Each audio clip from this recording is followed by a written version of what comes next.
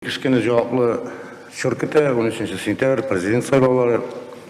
Анда біздің қазіргі президенттен қала тағын бірнеше кіші дәғуайта ол юғары оранға. Ләкин міне жәмәғатшілікте, матбуғатта да шықты енді ол, мен өзіме де мұражағат етушілер көп болды. Ол дәғуашыларының татар тілі білуін мәселесі ши ұята. Сіз білесіз, біздің Конституцияның 91-ші маддасында анда апқаға қара білен жазылған, екі дәулет тілінде білерге дейіп. Шуңа көре, аның жазылған, аның механизмлары жоқ. Аны бетінде анда айтылар, бір сейті мен шәйшекерлік білемдей, бетізлік. Екінші сейті мені Фарид Мұхаммадсин сыңғана таташа үйренді, мен де аның көбі гений дей. Bu sözler emet oyat elbette. Lakin geniler kızganışka karşı alar bir şirek bulavit.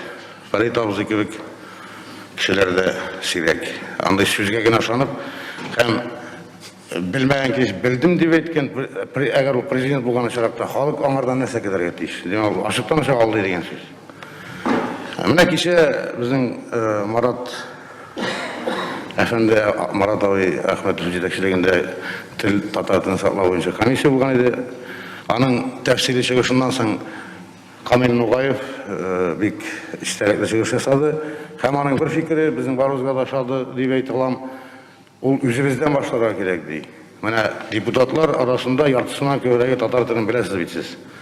Һәм ешірақ бұл юғары мінберден татар тілі іштілерге тиісті ойлаймын мен. Һәм гений болаrak біздің Фарид абай да ешірақ татаршаға күшсе шулай біздің халқының көңілі болар еді. Тағын бір гіне сөз, бір минут, ярты минут.